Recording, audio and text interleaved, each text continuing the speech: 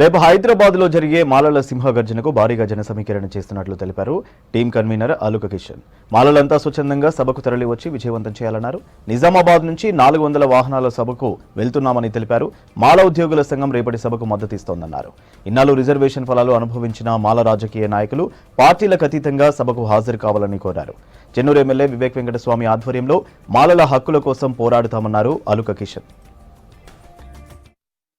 నిజామాబాద్ జిల్లాలో ఉన్నటువంటి ఎంప్లాయీస్ అందరూ కూడా మొన్న నవంబర్ 10th నాడు ఏదైతే శ్రావ్య గార్డెన్లో మీటింగ్ పెట్టిరో మేము అనుకున్న 1000 మంది ఎంప్లాయీస్ అనుకుంటే 3000 మంది ఎంప్లాయీస్ రావడం జరిగింది.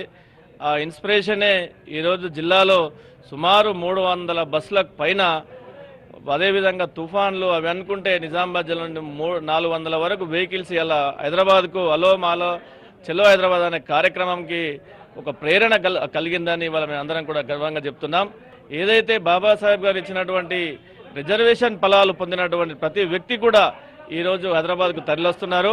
మేమేమో కలిసి ఉందామంటే వాళ్ళేమో విడిపోదామంటారు.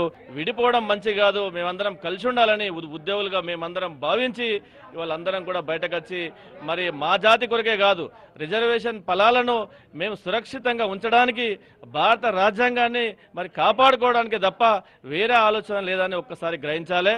మేము ఎప్పుడైతే ఉద్యోగులమందరం బయటకు వచ్చినో మరి అపోజిట్ ఉన్నటువంటి ఉద్యోగులు కూడా ఒక్కసారి ఆలోచన చేయండి.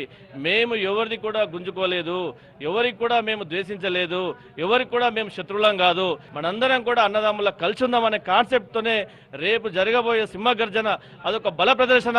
కొంతమంది పెట్టుబడిదారులు, కొంతమంది రాజకీయ నాయకులు మనల్ని విడగొట్టడానికి, విచ్ఛిన్నం చేయడానికి వాడుకుంటున్న స్వార్థ ప్రయోజనాల మీరు బలిపశువులు కావద్దని మేము టీం పక్షాన మేమందరం కోరుకుంటున్నాం. మిత్రులారా, మనమందరం మన జనాభా నిష్పత్తి ప్రకారం రిజర్వేషన్ పెరగాలని మనం పోరాటం చేయాలి తప్ప మరి ఉన్నదాన్ని మనం పంచుకొని విడిపోవద్దని, విడిపోతే పడిపోతామనే కాన్సెప్ట్ మీరు మరోసారి పునరాలోచన చేయాలని గౌరవ ముఖ్యమంత్రిని కూడా ఈరోజు మాలలు తక్కువ ఉన్నారని ఏదైతే మీ దగ్గర ఉన్నటువంటి తప్పుడు రికార్డు ఉందో దాన్ని మరోసారి సరిచేయండి, దానిపైన మరోసారి పునరాలోచన చేయండి.